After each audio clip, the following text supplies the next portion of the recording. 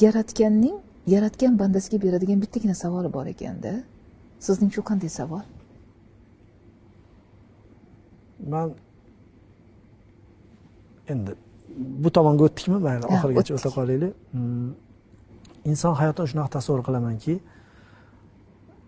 bir kun boradi va savol-javoblar berilganda men umidim ham va meni shu oxirgi payt shu to'xtamga kelib qolgan joyim ham borda. Baribir o'qilgan qancha-muncha narsa. Juda bo'lmasa ham baribir o'qilgan va ular qanaqadir insonga xulosa beradi. Deyarli hamma u dunyo haqida gapirilgan manbalarda katta amallar unaqa e'tirof etilmaydi. Ya'ni bir odam keldi, umri davomida saxiylik qilgan, qilmagan ish qolmagan, lekin sen hammasini riyo bilan qilgansanda, yo'q, bu yoqqa o't. Bittasi keldi, juda ko'p amallar qilganda, lekin sen buni hammasini meni maqtashlar uchun qilgansan. Ya'ni o'zingni maqtashlar uchun qilgansan, shuning uchun qabul bo'lmadi degan ko'p men o'qigan manbalarda. Va parallelida keladida bir odam o'lib ketadi, uni farzandi tushida ko'radi, ulug' zotlardan birida.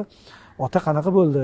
Savol-javob desa, bilasanmi deydi. O'zi ota qilgan ishlariga inson bardosh bera olmaydi. Qilgan ishlari u ariq ham kovlagan, maktab ham qurgan, madrasa ham ochgan, hamma yaxshilikni dunyoda qilib bo'lgan odam hech narsam qabul bo'lmadi deydi-da.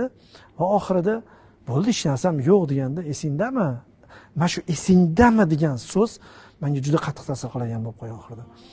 Xudoy taoloni esingdami degan so'zi, demak tasavvur qiling, o'sha kunda turibdi odam, hamma narsani maksimum eslashga urinadi, eslab oladi. Xayolda bor narsalarni eslab chiqargandan keyin bo'ldi, hech narsam qolmadi degandan keyin esingdami degan narsa, demak insonni rostdan esdan chiqib ketgan narsa bo'ladi.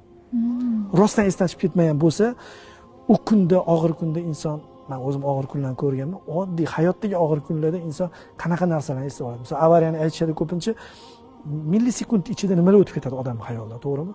Hamma narsa o'tib ketadi. Buni hech kim tushunmaydi hozir. Hali anaqasi ham yo'q, yechimi ham yo'q. Inson hayotini ko'rib zahirada ham qoladi ozgina vaqtida, o'sha millisekund ichida. Shunaqa paytda esingdami degan savolda banda bundoq qaraydida, nima deydi? Qop-qorong'i kunda ketayotgan edim, misol bir tosh surib qo'ydik. Yoki bir chumolini shuna shu ham Xudo bandasi-ku deb turib bosishi mumkin bo'lgan joyda bosmadi. Kichkina amallar. Shuni qiluvding-ku, esingdami? Ha deydi banda. O'sha paytda shuning uchun seni kechirdim degan ko'p keladi. Menga nima formulani beradi? Insonni bu dunyoda yashash hayotida qutqarib qoladigan narsasi esidan chiqib ketadigan darajadagi yaxshilik.